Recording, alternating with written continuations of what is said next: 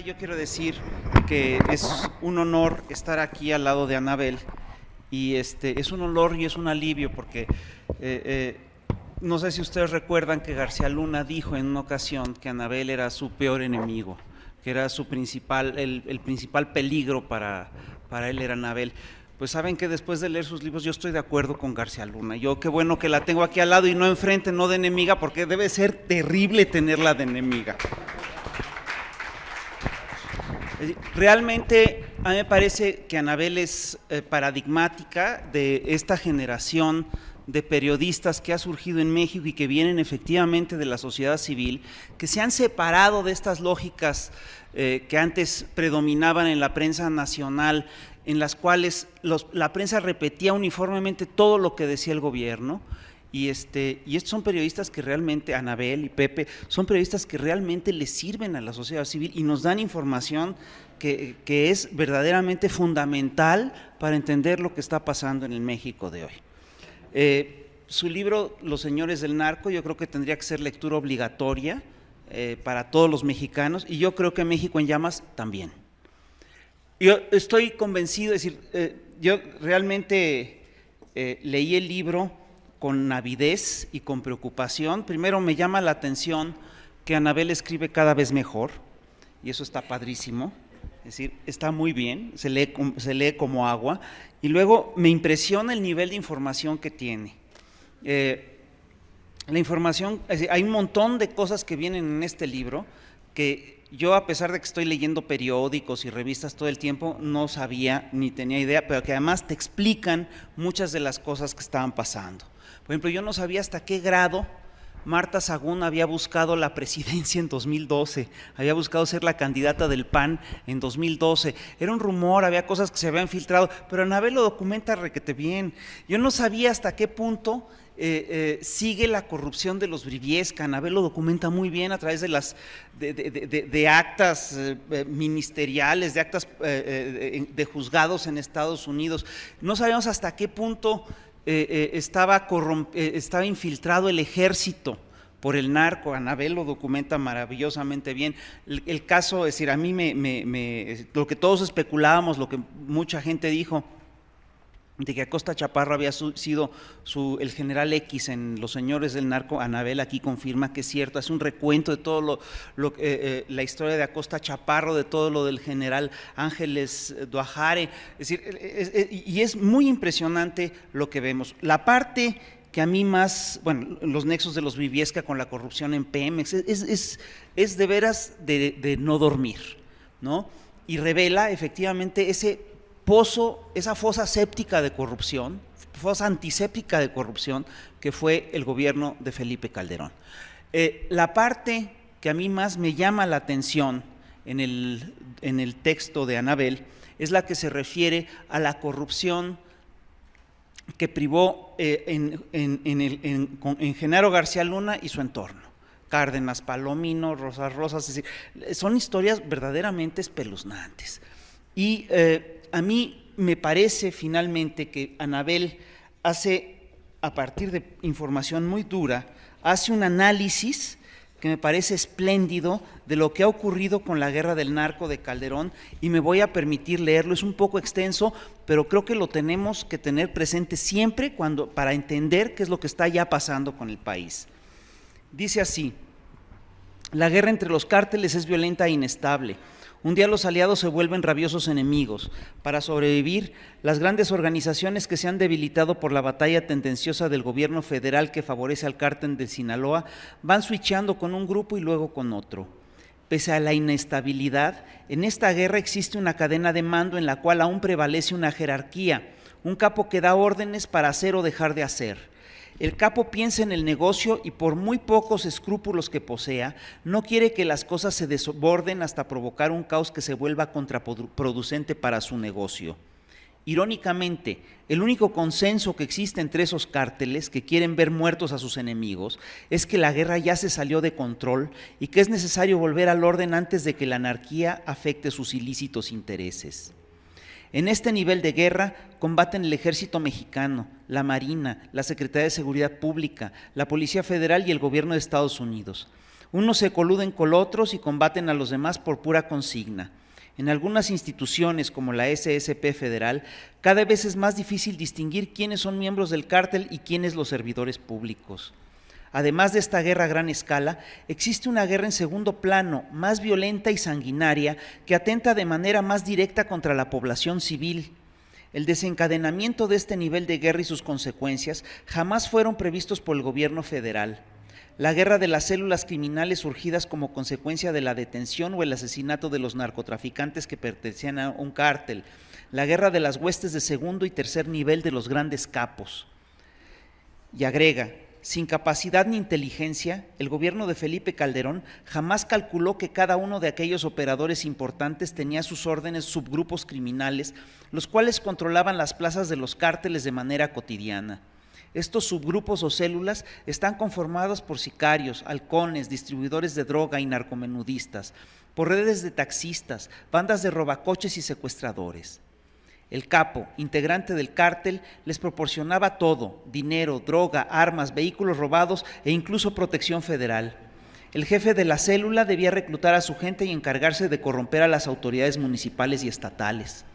Al quedarse sin líder, por la captura o el abatimiento de su jefe, esos subgrupos se volvieron criminales emprendedores e independientes. Y como la mayoría de los gobiernos municipales, estatales y el federal, son incapaces de ejercer la autoridad y hacer respetar la ley de manera generalizada en el país, estas células criminales se volvieron muy poderosas en los territorios que ocupan. Cada célula independizada comenzó a asumir el territorio que le quedó, municipios, colonias y calles, y creó su propia organización delictiva. Está cabrón. Esto implica un deterioro real, brutal, del tejido social del país. Y esto a mí me hace ver, me recuerda que estamos como llegaron a estar los chinos a principios del siglo XX, a finales del siglo XIX y principios del siglo XX. Es un país que está ya controlado o que tiende a ser controlado, es decir, vamos hacia allá, un país que tiende a ser controlado por los grupos delictivos. En China se vive un periodo que es terrible, que es el periodo de los señores de la guerra, en el cual no había Estado. Prácticamente cada territorio era controlado por facciones criminales y cada facción criminal tenía sus zonas de desastre, sus zonas de sus propios grupos criminales. Este es el gran legado de Calderón, es la destrucción de la seguridad pública, la destrucción del tejido social a niveles inimaginables. Yo lo único, es decir, a mí me parece que el texto de Anabel le aporta mucha información y me ayuda a sostener la tesis, que es muy sencilla, de que nos hemos convertido en un país intervenido. Todo esto ocurre en buena medida porque aquí está metido Estados Unidos. Yo creo que siempre hay que recordar que esta guerra tiene su origen en un problema político muy concreto, que es que Calderón llegó a la presidencia de la República mediante un fraude electoral, llegó sin ninguna legitimidad, y para legitimarse y para conservarse en el poder, buscó alianzas con sectores con poderes fácticos y con sectores de interés y por supuesto con los Estados Unidos. Hay un cable que todos los mexicanos tendríamos que recordar siempre, que refiere que el 1 de septiembre de 2006 Calderón fue a la embajada norteamericana, es un cable de Wikileaks que se publicó en La Jornada. Calderón fue a la embajada norteamericana a pedir que lo apuntalaran porque se encontraba en una situación de extrema debilidad. El cable dice que el embajador decide apuntalarlo en los temas que son prioridad para Estados Unidos. Y yo insisto, el único tema que es prioridad para Estados Unidos y mediante el cual Calderón buscó apuntalarse es es el de la guerra contra el narcotráfico. Ahí es donde se estableció la estrategia de Calderón, de la guerra contra el narco y la estrategia de Calderón para quedarse en el gobierno. Hay que recordar que la guerra del narco es una estrategia que ha seguido Estados Unidos desde hace ya más de un siglo, como parte de su arsenal y de sus estrategias de intervención política y militar en otros países. Las guerras del narco las utiliza Estados Unidos para dos cosas. La primera es para estabilizar gobiernos que sí le gustan, es el caso de Calderón. Y la segunda es para desestabilizar gobiernos que no le gustan. Estados Unidos ha utilizado las guerras contra el narco para financiar los aspectos más sucios de su política exterior. Aquí el caso de México es clarísimo. Calderón ha buscado, se logró mantener en el poder gracias a la guerra contra el narco. Y es que hay que entender que la guerra contra el narco es, ante todas las cosas, una estrategia contrainsurgente muy eficaz, porque simplemente pone, es decir, a ver, es una estrategia que acabó con las guerrillas en México, es decir, bueno, ahí están latentes, pero las redujo a la nada prácticamente, y por una razón muy sencilla. Las guerrillas funcionan a partir de una base territorial, y el narco también compite con territorios. Cuando tú desatas una guerra contra el narco, lo que haces es que pones a las guerrillas a combatir con los cárteles por el territorio. Y en esta guerra siempre van a ganar los cárteles, porque siempre tendrán más dinero, siempre tendrán más armas, siempre tendrás más poder de operación y siempre tendrán más alianzas que las que jamás tendrán los grupos guerrilleros. Entonces, es una estrategia de control, primero antiguerrillera, y también es la militarización del país con motivos de la guerra del narco, es una estrategia de control político muy eficaz. Tú no puedes hacer marchas y protestar contra Calderón en Ciudad Juárez, en Reynosa, en estos lugares, porque simplemente la calle está tomada por la delincuencia organizada. Es una estrategia finalmente que busca destrozar lo que queda del tejido social. Entonces, yo leo esta información en este contexto y es impresionante porque todo encaja.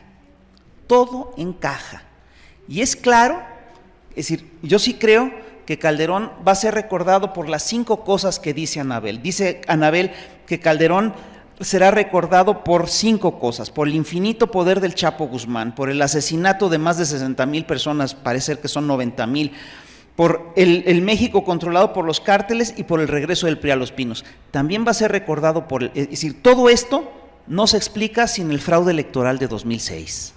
Y esto, por supuesto, nos lleva a otra reflexión que a mí me preocupa. ¿Qué va a pasar ahora? Enrique Peña Nieto ya anunció que va a seguir la misma estrategia. Lo que quiere decir que es una estrategia de la cual no se puede deshacer. Es una estrategia que está vinculada, entre otras cosas, a lo que dice Washington, a lo que dicta Washington. Lo que cuenta aquí Anabel de que García Luna estaba casi seguro de que iba a seguir en el mando de la SSP, no se explica por los nexos con Salinas, se explica por sus nexos con Washington. Salinas no creo que tenga la fuerza suficiente para pedirle que se quede este señor, pero Washington sí. Finalmente se relevó, no está Genaro García Luna en estos asuntos, se le va a quitar, etcétera. Y lo que sí es un hecho es que él se va a ir a Miami, como bien cuenta Anabel, a montar un negocio de cafeterías y de seguridad y otra serie de cosas que son increíbles. Se va efectivamente al lugar donde va la derecha latinoamericana política corrupta y criminal, se va a Miami. Ahí se van todos estos señores. Entonces, estamos hablando de un grado de deterioro terrible, pero lo que estamos enfrentando es la prolongación de esta guerra por varios años más. Y este es el drama que vamos a vivir con Enrique Peña Nieto. Porque el problema de Enrique Peña Nieto también es que es ilegítimo. Y la ilegitimidad de Enrique Peña Nieto, es decir, yo estoy convencido de que Enrique Peña Nieto se atreve a permanecer en el poder, a hacer el fraude electoral en última instancia, porque sabe que cuenta con una estrategia que ya ha hecho andar Calderón y que cuenta con el respaldo de los norteamericanos, que es la estrategia antinarco. Para aplicar sus políticas neoliberales y para impulsar su nueva oleada de reformas neoliberales, Enrique Peña Nieto cuenta, al igual que Calderón, con el apoyo de esta estrategia que ha militarizado al país y que nos hace invivible la vida a los mexicanos. Yo simplemente concluyo con esto. Lo que pasó el 1 de diciembre es una advertencia, es una señal de lo que va a pasar en el resto del sexenio. Esto, es decir, y aquí yo sí coincido con Adolfo Gili cuando dice que Enrique Peña Nieto ya llevó a cabo, ya cumplió su primera promesa de campaña. En la Ibero él dijo que iba a que si tuviera que repetir lo de Atenco lo repetiría, y ya lo repitió. Sí espero yo que acaben de soltar a los chavos, ya soltaron a 50, creo yo. Pero tenemos que exigir que lo suelten a todos, ¿eh? Y tenemos que plantear, además, es decir, que se investigue qué ocurrió ese 1 de diciembre. Ese 1 de diciembre lo que vivimos fue un halconazo. Es una estrategia que ha seguido el Estado mexicano y concretamente el PRI desde hace 40 años. Lo hicieron en 68, lo hicieron en 71, lo hicieron en 85, lo hicieron en el 99 y lo están volviendo a hacer ahora. Yo no digo que el PAN no lo haya intentado, el PAN hizo otras cosas y otras cosas, pero al PAN no le salen tan bien como al PRI. Y si ustedes se fijan, esta tampoco le salió tan bien al PRI, porque por la reacción en las redes sociales, por la reacción de la gente, etcétera, por la información que ha cundido, y aquí sí un aplauso para esta sociedad que se lo merece.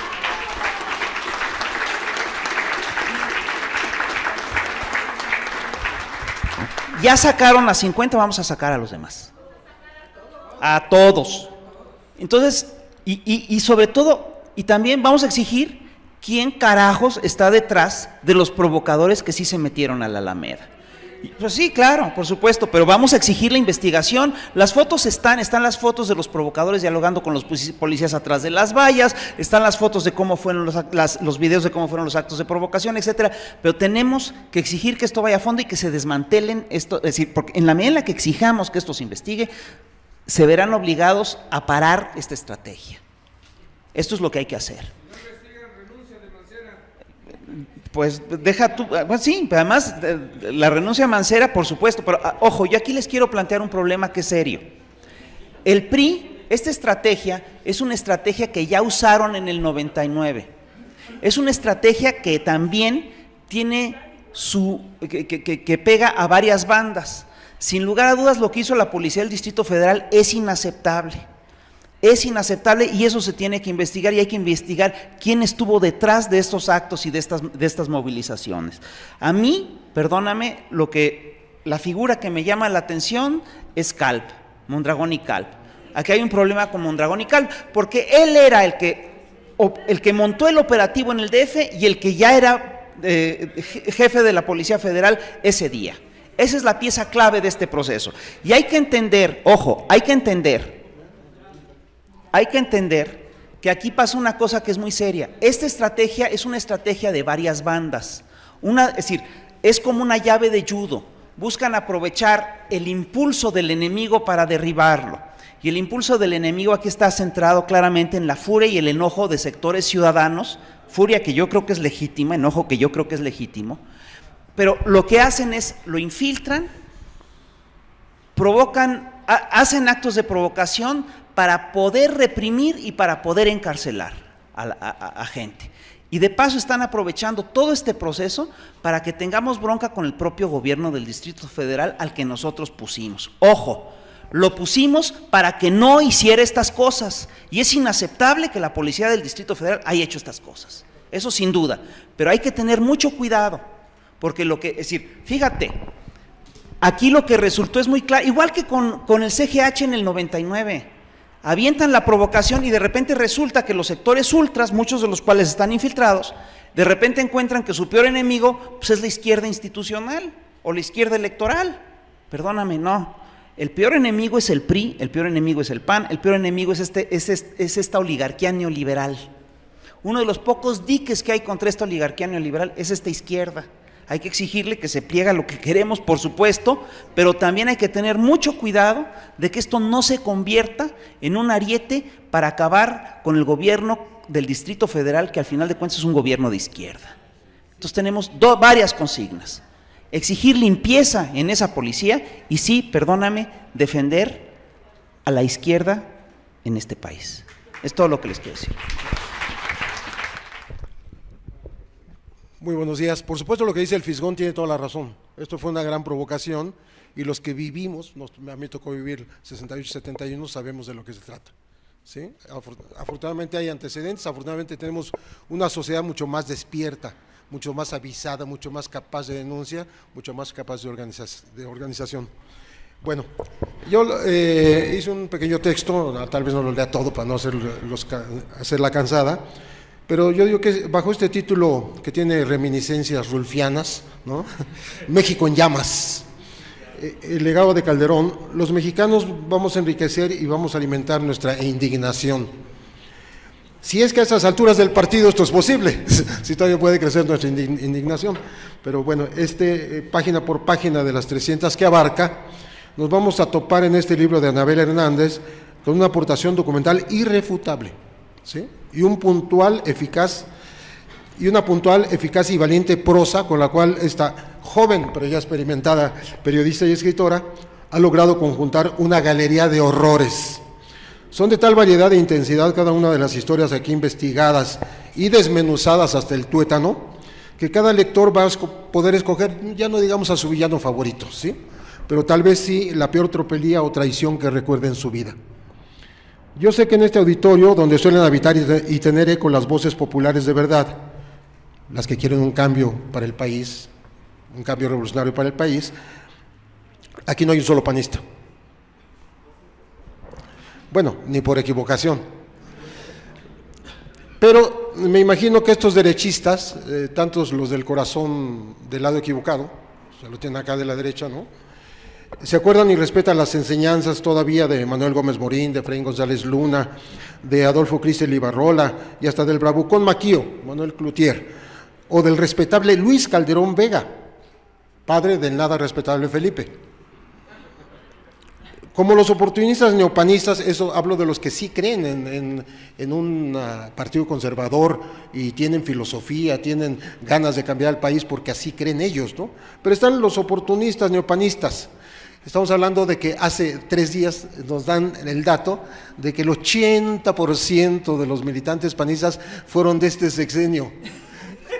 Es decir, arribistas, fueron al negocio, no tienen ninguna idea de la ideología de estos que yo acabo de mencionar, que en su momento fueron pues respetables, aunque uno no esté de acuerdo con ellos, ¿no? Bueno, digo los oportunistas neopanistas del dinero que tintenea en la dependencia o en el programa social más propicio, y el más cercano a su bolsillo.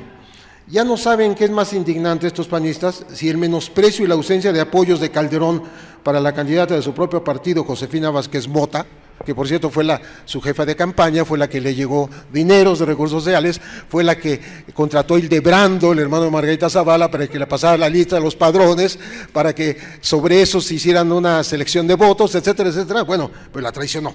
Felipe hasta ella la traicionó. Digo que Calderón le quitó el apoyo a Josefina, o la afiliación de Vicente Fox, El Mundo al Revés, al candidato y programas del PRI, partido al que llamó dictadura cuando era presidente, pero que no fue capaz de ajustar cuentas con ese pasado criminal y corrupto en tantas décadas de partido hegemónico, ¿verdad? Y en cambio aprendió muy bien del pragmático cinismo priista.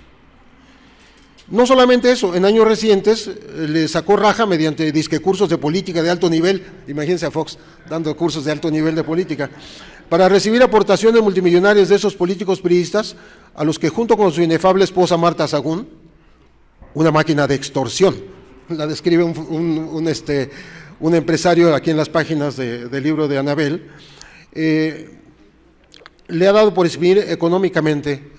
Fox exprime a los priistas. Aunque usted no lo crea, bueno, aunque usted sí lo crea, Fox es asesor de Enrique Peña Nieto. Y no en materia de lecturas, porque sería como echarle arena al desierto, ¿no? Sino como su promotor político en diversos foros. En Puerto Rico, por ejemplo, dijo antes de las elecciones que si el PRI regresa al poder, como sinceramente creo que sucederá, decía Vicente Fox, ¿no?, será porque ha aprendido la lección. El que aprendió la lección fue Fox, o sea, él se aprendió la lección priista. Aquí hay pelos y señales en estas páginas de que el hijastro de Fox, Manuel Briviesca Sagún, está bajo la lupa de las autoridades estadounidenses, pero no aquí, aunque se enriqueció con multimillonarios y corruptos contratos con Pemex que perduran hasta hoy, por ser contratos multianuales, ¿no?, y están descritos aquí en el libro de Anabel. Mientras tanto, su hermano Fernando Briviesca Sagún, es ya diputado federal por el Partido Nueva Alianza y es secretario de la mesa directiva de San Lázaro durante un año. Más pormenores, le compren el libro.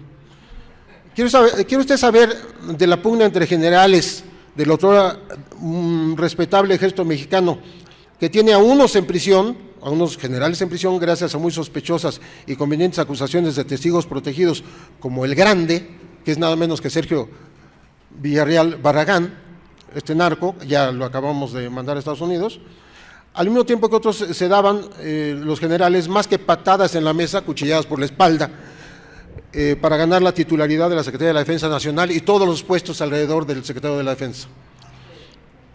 ¿Sabía usted que en Saltillo, Coahuila, conversaron Calderón y el Grande durante el bautizo del primer compadre incómodo de Calderón, el senador panista Guillermo Anaya, cuando Calderón era presidente electo? Yo estaba en Torreón ese día y yo escribí una nota al respecto y ofrecieron darme la foto, porque sucede que la hermana del Grande es, a su vez, estaba casada con una hermana del senador Amaya. O sea, aquí todo en familia, todo en familia. Y Calderón estuvo ahí y se puso a sus órdenes. O sea, Calderón se puso a las órdenes del Grande y lo cumplió, ¿no? El Grande fue bautizado como Mateo por la PGR, como uno de los múltiples testigos protegidos que esta fábrica de culpables tiene para dar y regalar versiones de los temas más escabrosos del país. Primero declaró contra los altos mandos de la Policía Federal, Genaro García Luna, Luis Cárdenas Palomino y Armando Espinosa de Benito, como los beneficiarios de davias millonarias en dólares de los Beltrán Leiva. Pero nada pasó, porque eran versiones de un delincuente. Y esa misma acusación le fue arrancada al Grande antes de ser entregado a Estados Unidos, hace unos pocos meses, 5 meses más o menos, ¿no? Pero esta vez él señaló a los generales Tomás Ángeles de Aguajare, a Roberto Edagüe, a Ricardo Escorcia y a otros oficiales de ser protectores del narco. Bueno, el mismo testigo no sirvió para acusar a federales porque ellos tienen la sartén por el mango, pero sirvió para acusar a generales ya en los estertores del gobierno de Calderón, cuando todo el sexenio nos dijo que el último recurso de fuerza y de honestidad del ejército termina encerrando generales. O sea, ni siquiera tienen una lógica, no tienen la capacidad de estos panistas, siquiera la imaginación para no hacerse harakiri, ¿no? Estos y muchos más detalles los podrán leer ustedes en el capítulo Guerra en la Sedena. Abundan, decía yo, los testigos protegidos de la PGR, porque el arraigo es la nueva forma de la detención arbitraria, ¿no? Y del arraigo se pasa al testigo protegido, que es un eufemismo de delator, de dedo señalador, ¿sí? De traidor y también de acusador prefabricado para cuadrar delitos a los acusados. Lo curioso es que sepamos el nombre de cada testigo protegido, ¿no? O sea, los periodistas sabemos cómo se llama cada uno de ellos, ¿no? Aquí, o sea, así como Mateo es el Grande, Sergio Villarreal, Jennifer es Roberto López Nájera, María Fernanda es Richard Arroyo, sobrino del Mayo Zambada e hijazo del Rey Zambada, Felipe es José Alberto Ruiz Guerrero, quien consiguió una chamba en la embajada de los Estados Unidos y desde ahí era un infiltrado para pasarle la información a los cárteles. ¿Y quién creen que lo recomendó? Genaro García Luna. El pitufo es Salvador Puga Quintanilla, y así, ad nauseam, ¿no? Son los que menciona aquí Anabel. Pero yo me acordé de que yo alguna vez escribí una nota, aquí la metí en este texto, hace casi un año escribí una nota hablando de los milusos, de los testigos milusos, y hablaba precisamente del pitufo. Fíjense, este pitufo que ahora tenemos aquí en este libro contra los generales y diciendo la verdad, intocable, ya ellos van a ser culpables hasta que él quiera, los van a liberar. Yo vaticino que van a salir libres con Peña Nieto. Esos generales no se van a quedar en la cárcel, saben demasiado. Bueno, yo decía que este pitufo acusó a gente, llámese Greg Sánchez y Niurka Sáliva, que era el político quitarraense y su esposa del PRD él. Edgar Eusebio Millán es un comandante que asesinaron, que también menciona aquí su historia, también bastante corrupta, independientemente de que después lo mataron, pero era bastante corrupto, como Igor Labastida.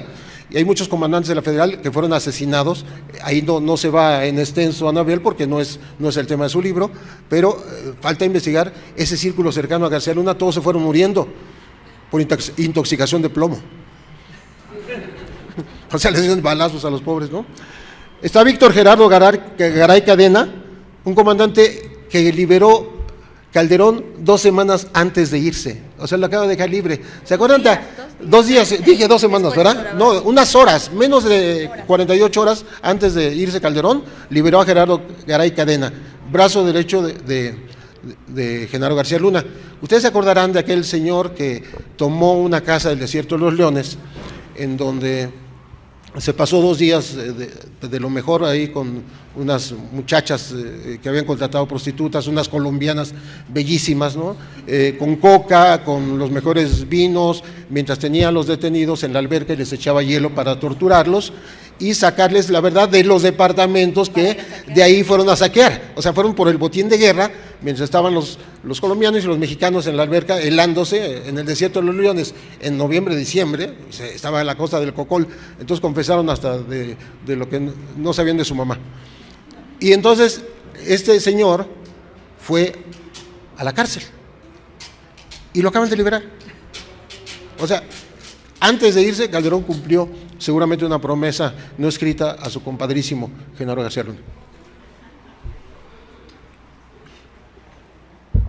Bueno, yo les mencioné esto para decirles que también acusó a Gerardo Garay Cadena, acusó a Javier Herrera Valles, un comandante que Anabel y yo conocemos perfectamente bien, que fue el primero en delatar con nombres y apellidos, ¿sí?, la corrupción y quienes la cometían en la Secretaría de Seguridad Pública en torno a García Luna.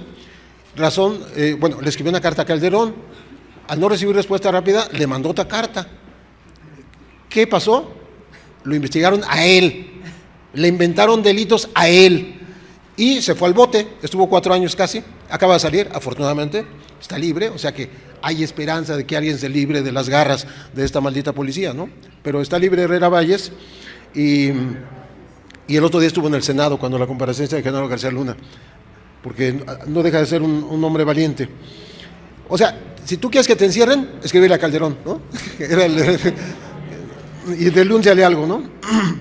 Bueno, este señor acusó al Chapo, acusó a Edgar Valdés Villarreal, a la Barbie, a Noé Ramírez Mandujano, ex subprocurador de la PGR. Saben que este Noé Ramírez Mandujano era uno de los teóricos de lo que se llama el derecho penal del enemigo. Tiene libros escritos sobre el derecho penal del enemigo. ¿Qué quiere decir eso? Que al que es tu enemigo, sea narco, sea terrorista, sea subversivo, ¿no?, tú no le das ninguna condición humana en la cárcel. O sea, lo sometes al peor de los castigos, no le permites visitas, lo aíslas. Es el derecho penal del enemigo. Se lo aplicaron a él. Ahora está en la cárcel y dice que es inocente. Bueno, este también se aventó contra los alcaldes michoacanos. Fíjense para lo que sirven los testigos protegidos. Ya les mencioné un montón de casos y es el mismo. O sea, estuvo en son ubicuos, pueden estar en cualquier lugar, ¿no? Y él fue el que acusó también a los exgobernadores Cavazos, Lerma, Yarrington y Hernández Flores, que por cierto está muy cercano de Peña Nieto, ¿no? Entonces, yo menciono aquí a Víctor Hugo Martínez Rocha, que ese fue el que acusó a Herrera Valles. Yo le llevé a los agentes de la AFI de esa época a Herrera Valles decirle, mira, ya agarraron al tipo que te va a acusar. Y aquí está su foto y aquí está el parte. Y se lo dijeron en su cara, en un Sanborns. No me hizo caso, lo agarraron. Y estuvo en la cárcel casi 4 años. Pero este mismo Víctor Hugo, hice este pequeño paréntesis para que vean la monstruosidad que son los arraigos y los testigos protegidos, es el mismo que inventó, digo porque es una jaladota, que inventó que los 24 asesinados en la Marquesa eran albañiles que le habían hecho un narcotúnel al Chapo en Tijuana. Es decir, no hay albañiles en Baja California, no hay en Sonora, en Sinaloa, algo cerquita, ¿no? Se los llevaron de Huixquilucan. Nunca nos dijeron si en avión, en helicóptero, en un avión de la Fuerza Aérea, o a patín, o en troca, ¿no? Pero bueno, fue un gran cuento, te voy a decir por qué. La publica 8 columnas Milenio, como la gran verdad, porque le dijo un testigo protegido. El testigo protegido es este mismo que acusó a Herrera Valles. O sea, él estaba en todas. Estaba ahí junto al que mandó matar a los 24, ¿no? Bueno, al final del cuento, quien sí los mató fue la Barbie. Entonces, ¿qué quiere decir eso? Que la Barbie tenía tan infiltrada la PGR, y por eso los nombres que dio son correctos, tiene toda la razón esa carta de la Barbie, ¿no? Y lo sabemos muchos. La Barbie logró meter la versión a los periódicos a través de la PGR, un boletín oficial de que estos pobres muchachos fueron albañiles llevados a Tijuana para hacer un narcotúnel. Es una gran vacilada. La versión que yo tengo, y está en Tierra Narca del compa Francisco Cruz, es que la Barbie, como un buen bisexual, tenía entre otros costumbres andar en antros ahí por Whisky Lucan, y estos albañiles que vinieron efectivamente de Veracruz, de Puebla, de Oaxaca, eran gente muy humilde, vivían hacinados ahí en cuartos de unos departamentos, tenían a sus primos que eran travestis, y ahí dormían con ellos, o sea, lo normal en una familia, ¿no? Una familia como cualquiera. Entonces, la Barbie, en una venganza, se llevó a todos. Esa es la versión que yo tengo, que me parece mucho más lógica que la de los malditos albañiles de Whisky Lucan en Tijuana, ¿verdad? Bueno, me distraje mucho, pero era para explicarles lo de los testigos protegidos. Si usted se pregunta cómo fue posible que el general Mario Arturo Acosta Chaparro, el primer juzgado en un proceso castrense por presunta protección al cártel llamado Carrillo Fuentes, luego liberado y colmado de honores, fue finalmente asesinado, la ejecución al mero estilo colombiano, con los sicarios huyendo en motocicletas, ocurrió cuando ya sus servicios no le eran útiles al calderonismo. Para mí fue una revelación saber que viajó a Michoacán en aquella época y contribuyó a pactar con criminales para respaldar la versión del atentado narcoterrorista la noche del 15 de septiembre de 2008. Fue también uno de los buscadores del jefe Diego Fernández de Ceballos tras su secuestro en 2010. Con una hiperactividad que lo hizo estar en la guerra sucia de los 70 en Guerrero, participar en los vuelos de la muerte, asesorar a Rubén Figueroa Alcocer en la matanza de Aguas Blancas en los 90, en la negociación y posterior rescate de Alfredo Harpelú, ¿no? $50 millones, parece que fue el rescate de aquella época, el más grande que ha habido, después del de Diego, supongo. Precisamente por ese know-how y por su sabiduría mamada en los sótanos de la inteligencia mexicana, era como el croupier de toda una baraja de cartas para continuar operando, ahora nuevamente para el PRI. En el momento que lo matan, él ya estaba al servicio del PRI. ¿Sí? Ojo, es muy interesante esta parte.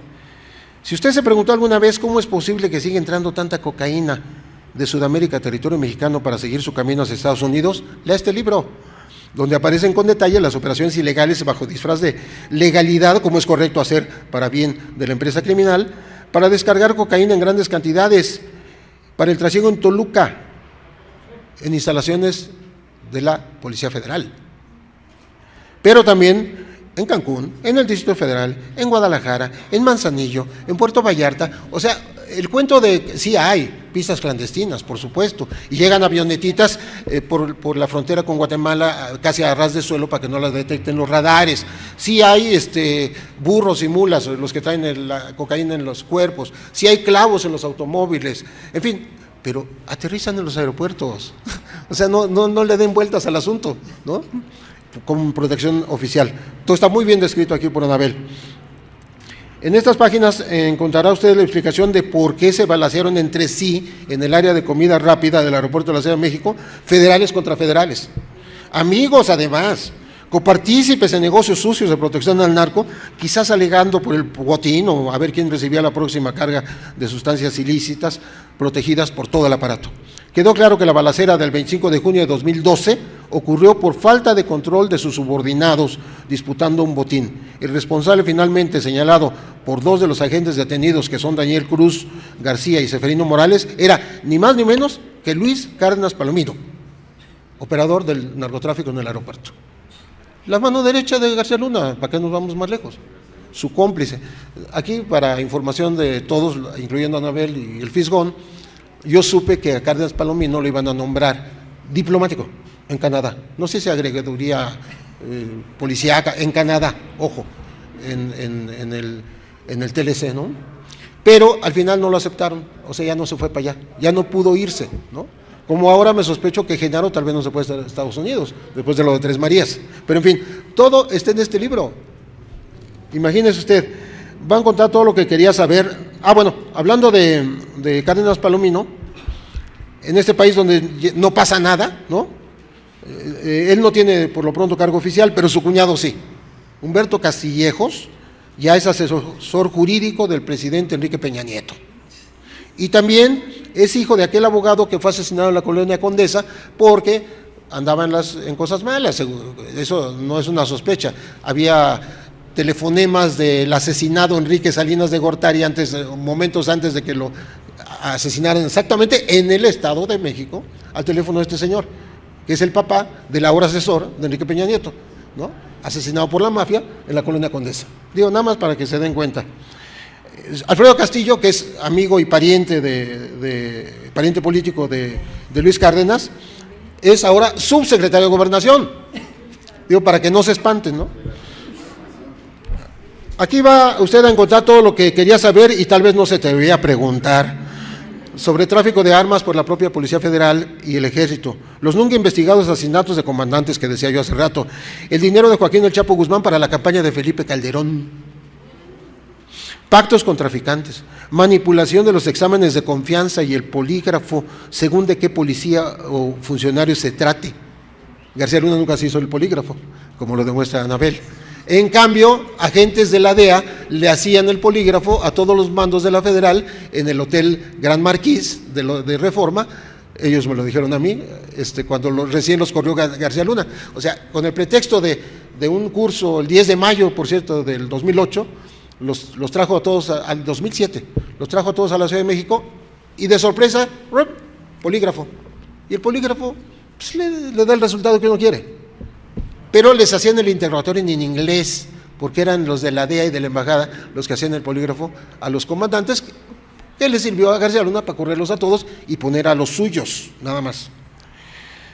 Bueno, decía que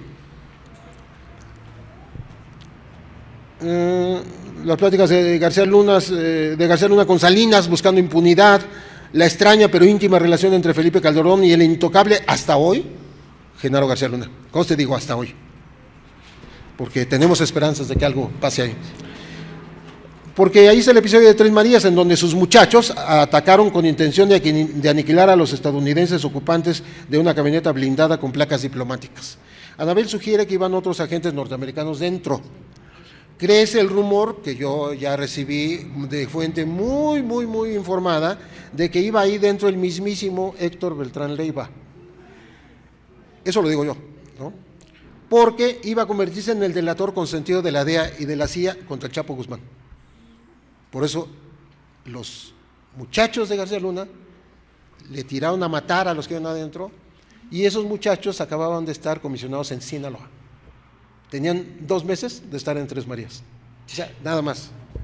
Cuando Edgar Valdés Villarreal, la Barbie, decidió delatar, ya lo dije hace rato, lo de los millones de dólares, pero pues Anabel Hernández los menciona uno por uno y con sus currícula, como se dice correctamente, a cada uno de esos mandos ladrones.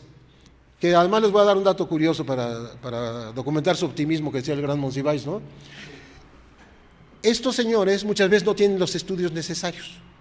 Para tener un puesto directivo en la estructura gubernamental, federal o local, se necesita un título. Entonces hay gente que no terminó ni la prepa, como Benito Roa Lara, ¿no? Que en su momento, tanto Javier Herrera Valles, y ahora Anabel lo menciona, presentó unos papeles de una prepa abierta, chafa de la Universidad del Valle de México en Naucalpan, ¿sí? Pero además no tenía 8 materias acreditadas de la prepa, se hizo licenciatura, o sea, le faltaba. Entonces lo que han hecho, y esto es una cosa que me encantará investigar con calma, lo que hacen los mandos de García Luna, curiosamente, es comprar títulos en esa universidad. O inscribirse y mandar a sus choferes, a sus achichincles, para que pasen lista. Y luego hay quien les hace los exámenes, y luego hay quien les hace las tesis. Todo con lana. En este país se puede comprar todo con dinero, hasta la presidencia de la República. Digo, Monex, Soriana, lo que ustedes quieran, ¿no?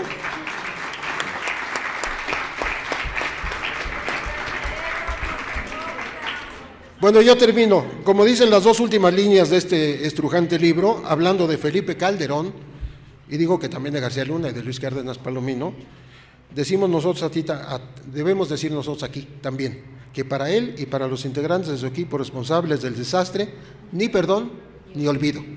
Gracias.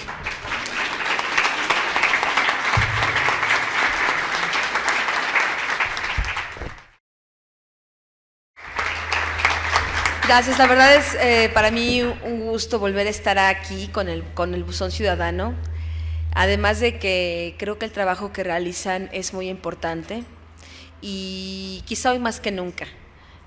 Yo sé, se percibe, la propia gente del Buzón Ciudadano lo sabe también, que hay un cierto desánimo. ¿No se oye? ¿Así mejor? ¿Sí? Ok. Que hay un gran desánimo en la sociedad. Y yo creo que es importante que cada uno de nosotros no desfallezca. Por desgracia, la situación en la que está nuestro país no permite dar tregua a los malos, diría yo. Llámese narcotraficantes, llámese el PRI, llámese Peña Nieto, llámese Calderón. No es posible darnos tregua, no es posible darles tregua. Tenemos que restablecernos, tienen que ustedes restablecer su trabajo social cotidiano para seguir concientizando a la gente. No hay otra manera de cambiar el país. Esta gente de poder, y yo lo he comentado muchas veces, no va a cambiar. Los únicos que podemos cambiar somos nosotros. Así que yo sí valoro mucho que estén hoy aquí, pese al desánimo, pese al temor que cunde en la sociedad después de esto que ocurrió el 1 de diciembre. Yo creo que es muy valioso que estén aquí, que estemos todos aquí y que estemos dispuestos a dar esta pelea por nuestro país, porque si no peleamos nosotros, nadie más lo va a hacer. Este libro de México en Llamas realmente fue un reto como persona, como periodista, poder terminar de hacerlo. Como ustedes saben, desde hace 2 años ya tengo que vivir con escoltas las 24 horas del día por las amenazas que surgieron a partir del libro Los Señores del Narco. Realmente a lo largo de este tiempo pensé muchas veces en irme de México, mi familia tuvo atentados serios, todavía hasta hace poco recibía yo amenazas a través de abogados de despachos muy caros de Genaro García Luna. Él muy cínico, todavía atreviéndose a amenazarme días antes de que terminara el gobierno. Durante estos últimos meses del sexenio de Felipe Calderón, la PGR torturó personas para declarar en mi contra. Fueron ejecutadas fuentes de información mía muy importantes, muy valiosas, como María Arturo Costa Chaparro, que efectivamente fue el general X. Él cara a cara en el 2010 me reveló que Felipe Calderón y Juan Camilo Muriño le ordenaron ir a pactar con los narcotraficantes, que toda la guerra contra el narco era una gran farsa desde el origen, desde el principio. Este hombre fue asesinado en abril pasado en la delegación Miguel Hidalgo, en la colonia Anáhuac, porque sabía demasiado. Porque lo que hizo este gobierno antes de concluir es comenzar a acabar con los cabos sueltos. Evidentemente Felipe Calderón sabe lo que es y sabe lo que hizo. Y lo que quería era matar a los testigos o encarcelarlos para acabar con los testimonios que pudieran rendirse ante una corte nacional o internacional de todos los crímenes y la corrupción que hubo en su sexenio. Mi libro de México en Llamas es la tercera etapa de investigación que hice a lo largo de todo el sexenio de Felipe Calderón, y justamente habla de estos últimos meses de gobierno. Habla de la campaña presidencial pasada, habla de cómo el principal enemigo de Josefina Vázquez Mota fue el propio Felipe Calderón, porque es un hombre terriblemente destructivo. Felipe Calderón es un miserable, fue un miserable como marido, fue un miserable como integrante del PAN, fue un miserable como presidente de la República. Es un hombre absolutamente indolente, insensible, incapaz de sentir nada por el prójimo. El primer capítulo se llama Caldenerón, porque ustedes recordarán lo que dice la historia, como Nerón, mientras se incendiaba Roma, mientras él había incendiado Roma, con una arpa entonaba cantos. No olvidemos este último retrato de Felipe Calderón cantando en Michoacán, en su propia tierra, la que dejó hecha cenizas, cantando como si fuera Nerón, viendo Roma incendiarse. Este libro incluye de esta tercera etapa de investigación, también habla de cómo Felipe Calderón destruyó al ejército mexicano y habla de por qué Felipe Calderón, por órdenes de él y de Galván Galván, el secretario de Defensa Nacional, se encarceló de manera injusta al general Tomás Ángeles de Aguajare. Y aquí revelo que el general Tomás Ángeles de Aguajare es otra pieza clave fundamental para un juicio contra Felipe Calderón y todos los funcionarios corruptos de su sexenio. Semanas antes, ustedes recordarán que el general Tomás Ángeles de Aguajare fue nombrado subsecretario de la Defensa el 1 de diciembre del año 2006, cuando inició el gobierno de Felipe Calderón. En noviembre de 2008, por edad, Felipe Calderón tuvo que haberlo removido, mandarlo al retiro y nombrar a otra persona. Sin embargo, lo mantuvo ahí en la Sedena. Y Galván Galván pues estaba bastante preocupado porque pensaba que podía sustituirlo. Súbitamente, en marzo del 2009, sale Tomás Ángeles de Aguajare por la puerta de atrás y nadie supo por qué. Yo les cuento en este libro por qué Tomás Ángeles de Aguajare fue despedido súbitamente de Los Pinos y por qué hoy está en la cárcel de manera injusta. Tomás Ángeles de Aguajare, días antes de ser despedido de Los Pinos, fue a hablar con Felipe Calderón en el despacho presidencial y le dio una lista con los nombres de todos los generales involucrados con el narcotráfico y de todos los mandos policíacos que protegían al narcotráfico. Les estoy hablando de principios de 2009, principios de 2008. Cuando Felipe Calderón escucha esta historia, el general le dice, pero yo ya se lo había informado a Juan Camilo Muriño. Entonces todavía vivía Juan Camilo Muriño. Manda a llamar a Juan Camilo llega al despacho presidencial y entre los dos, en esta mirada de cómplices estúpidos, ¿no? ¿Te acuerdas? El general te había comentado esto. Ah, sí, ¿te acuerdas que te había comentado? Ah, sí, ya me acordé, le dijo Calderón.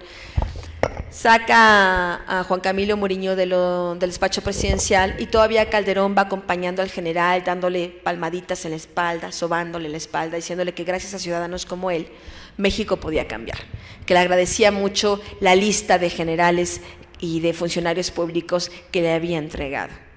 A los pocos días, sin siquiera despedirse, sin siquiera mandarle una carta, una llamada telefónica, el general Tomás Ángeles de Aguajare salió por la puerta de atrás de la Sedena despedido abruptamente.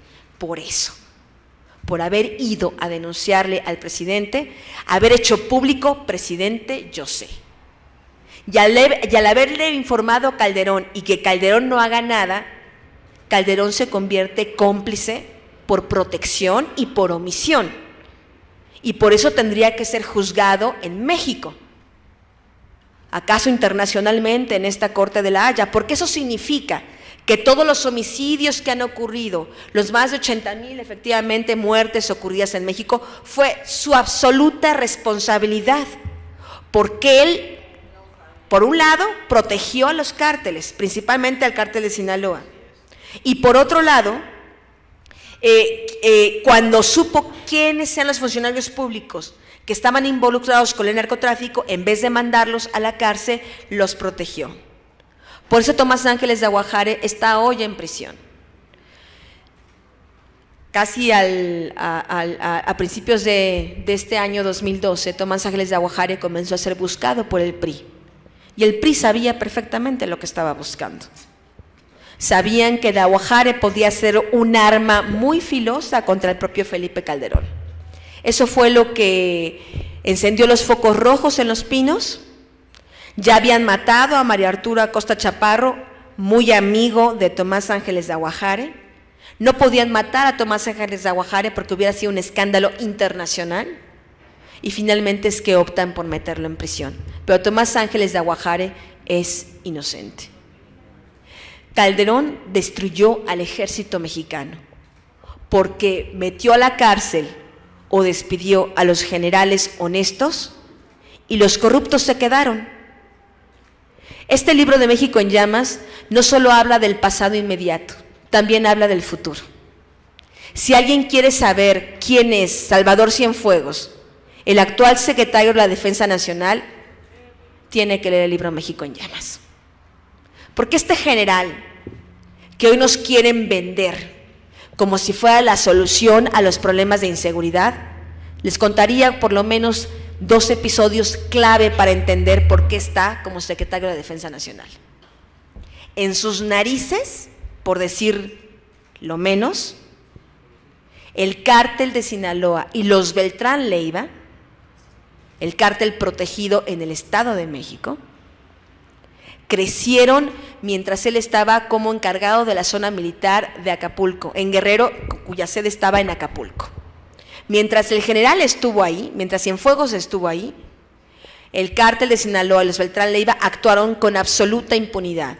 Cuando el general es cambiado de Acapulco y lo mandan al Estado de México, Distrito Federal, es cuando los Beltrán Leiva llegan al Estado de México, se asientan principalmente en Huixquilucan con un montón de casas de seguridad, y también en las narices de Cienfuegos, los Beltrán Leiva hacen y deshacen a su gusto.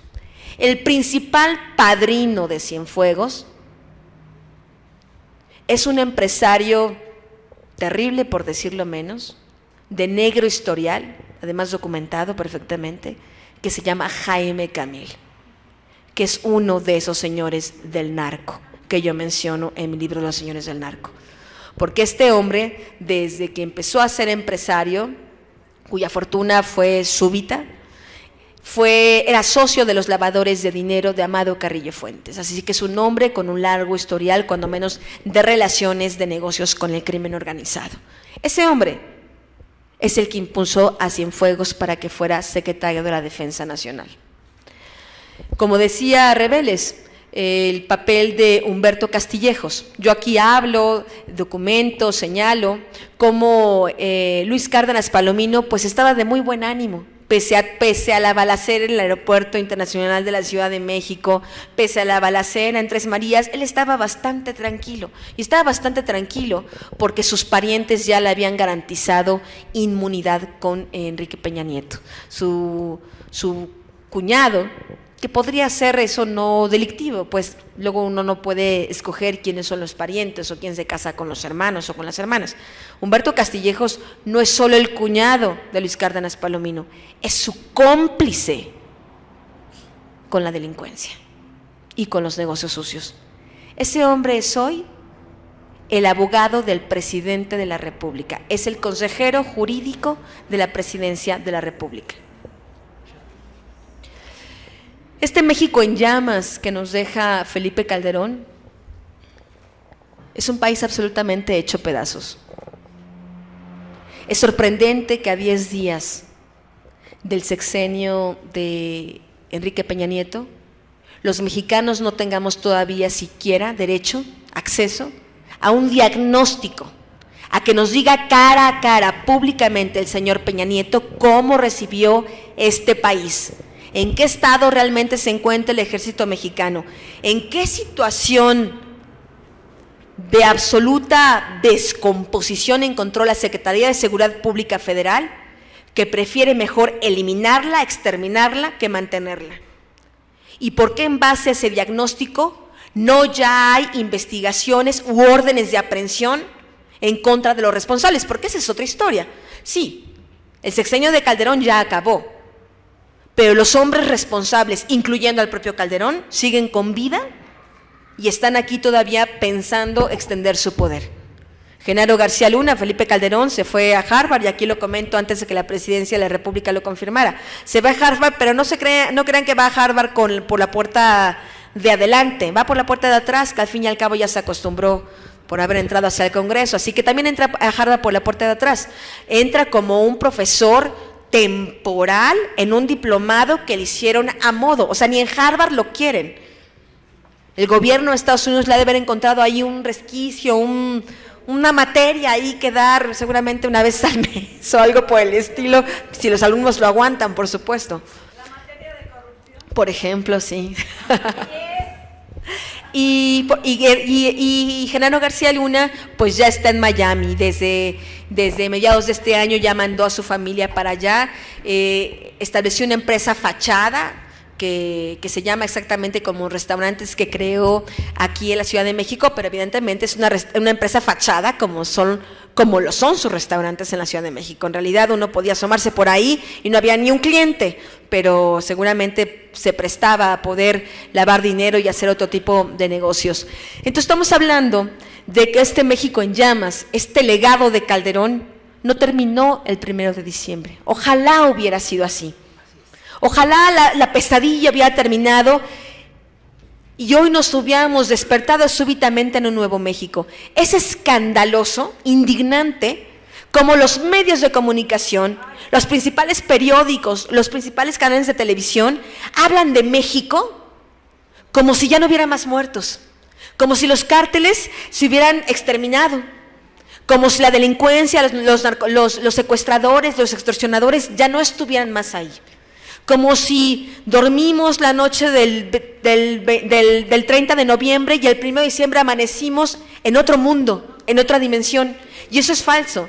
Me parece que es parte de esta campaña de darle margen al gobierno de Enrique Peña Nieto, de volver al viejo sistema del PRI. Al PRI que negociaba con los narcotraficantes, al PRI que negociaba con todos los cárteles. El problema, y es ahí donde no hay que caer en este falso sueño, es que por más que quisiera Enrique Peña Nieto hacer lo que el PRI hacía, no van a poder. Y ese es el peor legado que deja Felipe Calderón, de todos. Ese es el peor legado, porque lo que dejó no se va a Miami, lo que dejó no se va a Harvard. Las ratas huyen del barco, pero el barco está en llamas. El grave problema que dejó Felipe Calderón y Genaro García Luna es centenas de células criminales armados desde AK-47 hasta lanzamisiles que no le obedecen a nadie, que no le obedecen al Chapo, que no le obedecen al Z40, que no le obedecen a Héctor Beltrán Leiva, que no le obedecen absolutamente a nadie, que ellos agarraron ya una porción de territorio mexicano y dicen, esto es mío. Por eso todos los días escuchamos que si la mano con ojos, que si el Cártel Jalisco Nueva Generación, que si el Cártel Pacífico Acapulco, que si los torcidos, que si... ¿Por qué es verdad? Porque por cada uno de los narcotraficantes que por consigna Calderón mató o metió a la cárcel, se multiplicaron por 50. Yo narro ahí como un narcomenudista de este tamaño en Salamanca, Guanajuato, de este tamaño, en 3 días tuvo un curso intensivo con la Barbie, con el Indio y con Arturo Beltrán Leiva y se convirtió en jefe de plaza de todo Guanajuato. Un narcomenudista. Es decir, a lo largo de todos estos 6 años, los criminales adquirieron un know-how, como se dice, un cómo hacer el negocio criminal. En estos cursos, en este curso intensivo, los narcotraficantes le enseñaron a esta gente de este tamaño cómo sobornar a los policías municipales, cómo establecer, cómo convencer a los taxistas de hacerse halcones, cómo contratar a prostitutas para que en las esquinas o en los bares se convirtieran en vigías para el cártel en cuestión, cómo distribuir el narcomenudeo, cómo ser eficientes en la distribución del narcomenudeo, cómo hacer que la gente se drogue más. Estos 6 años de impunidad absoluta, de desgobierno, fueron una escuela del crimen. Ya no solo, por supuesto, para estos grandes capos que les iban a contar.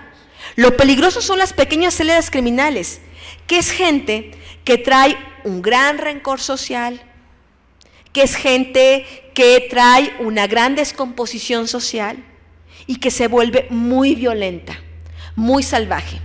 Estas células criminales, el botín, No son los grandes cargamentos de cocaína que vengan de Sudamérica, porque estas células criminales son tan pequeñas en sí mismas que no tienen los contactos, ni la forma, ni las redes de corrupción tan amplias para traer la droga de Sudamérica y llevarla a Estados Unidos. Ese es el negocio de los grandes cárteles.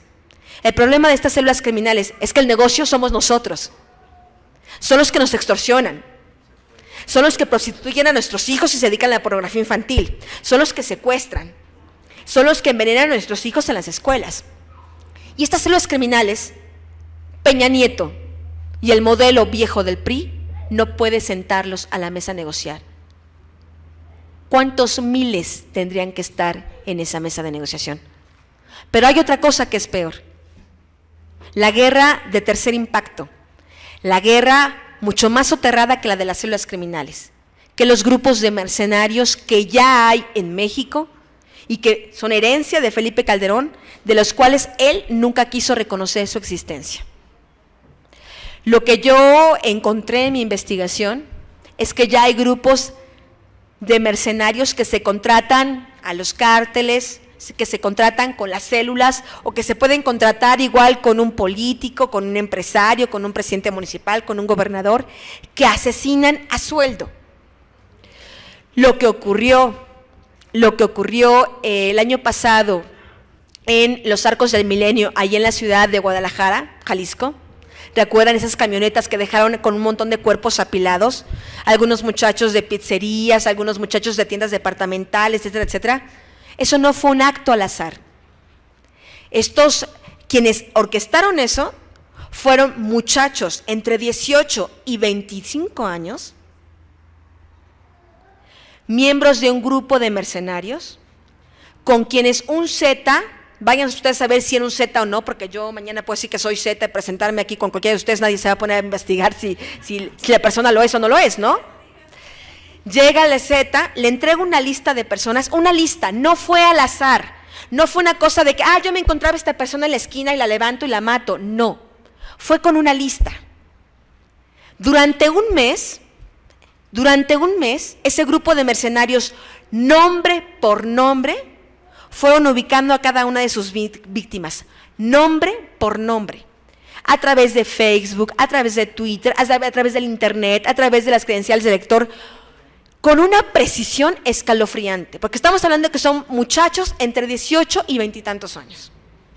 En 3 días levantan a todas estas personas con una precisión criminal en 3 días. Los asesinan, algunos los torturan primero y después hacen este performance del terror. Cuando en Jalisco el gobierno atrapa a algunos de estos miembros de estas células y les preguntan ¿por qué al de la pizzería? ¿Por qué al de la tienda departamental? ¿Por qué el que estaba formado en la fila del cine, creo? Y dice el muchacho, el mercenario, ¿por qué? A mí no me importa por qué. La lista es la lista. Y en la lista no hay ningún error. Yo no me atrevería jamás a especular por qué fueron justamente esas personas las elegidas para asesinarlos. Lo que sí les puedo decir es que hay una metodología en ello. 5 eran de una misma colonia, otros 3 eran de otra colonia, otros 3 trabajaban exactamente en la misma tienda. No fue al azar, fue un asunto perfectamente orquestado. ¿Cuántos grupos de mercenarios hay? ¿Dónde están? ¿Cómo se llaman? ¿En el día a día nos cruzamos en la calle con ellos? No es posible continuar ni un día más. Este gobierno de Enrique Peña Nieto no puede estar haciendo propuestas de legislaciones, de acabar con instituciones, de replanteamiento o recomposición del nuevo gobierno, sin antes nos diga cuántas células criminales hay en México. Queremos saberlo. Calderón no nos lo dijo, que él lo diga. ¿Cuántos grupos de mercenarios existen en México? ¿Y cuál va a ser su actitud como gobierno respecto a ellos? ¿También va a pactar con ellos? Porque pactar con estas células criminales y no es con estos grupos de mercenarios es condenar a México al exterminio. a la extinción. El nivel de violencia no va a disminuir. Las extorsiones, los secuestros no van a disminuir. Este legado de Calderón es una infamia. La gran pregunta, y por eso hice este libro. Número uno, para que ninguno de nosotros olvide lo que pasó. No vaya después, luego de verdad, como él cree, que puede imponernos a su esposa como presidenta en el 2018, porque de verdad lo cree. ¿Y lo cree? Porque eso es la sociedad mexicana. ¿Lo cree?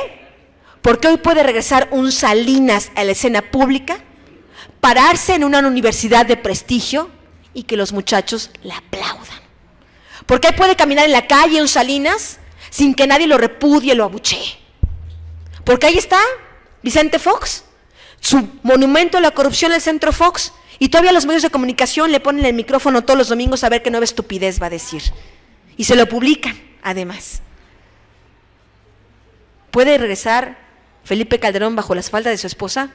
Por supuesto que sí, porque somos unos desmemoriados, porque somos corresponsables de lo que le ha pasado a este país.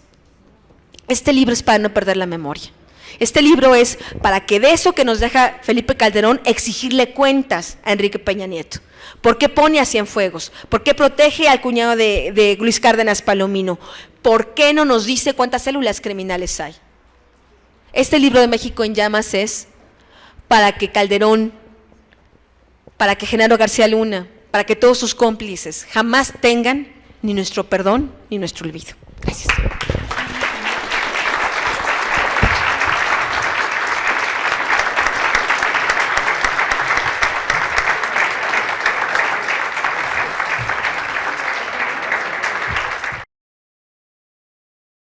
¿A qué cárteles pertenece Enrique Peña Nieto? ¿Y de qué manera podemos cambiar para bien a México?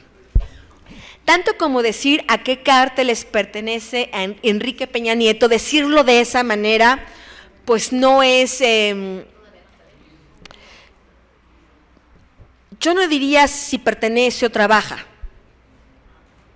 Lo que sí puedo decir es a qué cártel solapó Enrique Peña Nieto mientras fue gobernador del Estado de México, que coincide con el cártel que solapó el general Cienfuegos, que hoy que es secretario de la Defensa Nacional, y es a Sinaloa y a los Beltrán Leiva. Si hay un cártel en el Estado de México que creció, que operó en el aeropuerto internacional de Toluca, que estaba bajo la administración del gobierno de Enrique Peña Nieto, que tenía un hangar ahí, donde bajaban y subían droga, que compartía el hangar de la Secretaría de Seguridad Pública Federal, donde también llegaba el helicóptero del gobernador, es el cártel de los Beltrán Leiva. Entonces yo creo que ante esos claros indicios, incluso hay averiguaciones previas, donde hay criminales que con mucho detalle narran cómo la ACE, la Policía del Estado de México, le daba protección, le daba escoltas a Arturo Beltrán Leiva, a la Barbie y al Indio. Entonces, esos son puntos de partida que hay que ver ahora que Peña Nieto está en la presidencia de la República, si vas a seguir siendo ciego u omiso o sordo ante el poder de esos cárteles. De esos cárteles de la droga, el de Sinaloa y el de los Beltrán Leiva. Y cuando pregunta de qué manera podemos cambiar para bien a México, yo sí creo que, y lo he estado reflexionando mucho, yo entiendo que estamos pasando todos por momentos difíciles. Este gobierno, todas estas muertes que padecimos en el sexenio pasado, la impunidad, tantos líderes sociales que fueron ejecutados, tanta violencia, coincido que parte de esa violencia es para amedrentar a la ciudadanía, para que no haya acción ciudadana, para que no haya protesta ciudadana de manera colateral. Es una consecuencia evidente. Lo que ocurrió el 1 de diciembre, esta represión contra la ciudadanía, más allá si son auténticos o no los reclamos de estos muchachos, los anarquistas, que creo que eso es otra historia diferente tal vez a la que estemos viendo en los medios de comunicación, pero independientemente si seas verdadero o no, auténtico o no, estas acciones violentas de los muchachos, evidentemente la autoridad tenía otros mecanismos para disminuir las acciones violentas de estos jóvenes y no agarrar parejo contra un montón de ciudadanos que únicamente estaban manifestándose de manera pacífica. Pese a eso, pese a esa circunstancia, yo creo que no nos queda más remedio que dar la pelea pacífica por recuperar nuestro país.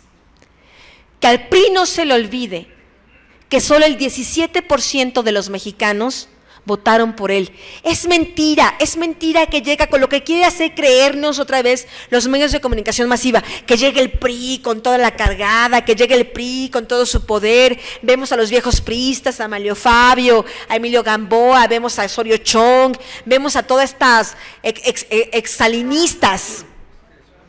Que no nos espanten. A esta gente solo la apoya el 17% de los más de 110 millones de mexicanos. Son minoría. Tienen el poder, tienen la fuerza del Estado para ejercer la represión, como es a través del ejército, pero son la minoría.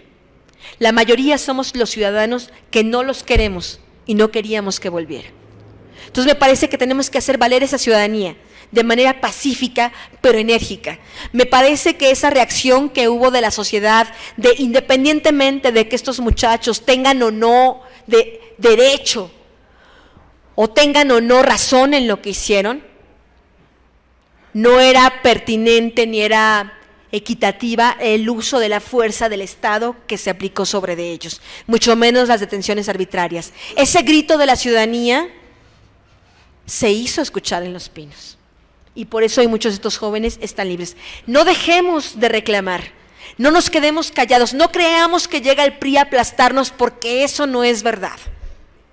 Si los narcotraficantes, con todo su poder y con todo el dinero, no han podido con la sociedad mexicana, nos mataron, nos extorsionan, nos secuestran, pero aún así no pueden con nosotros, tampoco va a poder llegar, también va a poder hacerlo este PRI debilitado. Es lo que realmente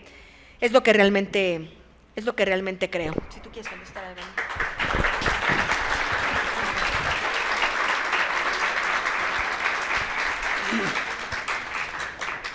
Veo que el buen Fisgón ya nos dejó toda la chamba, ¿eh? Se disculpó. Bueno, se la perdonamos esta vez.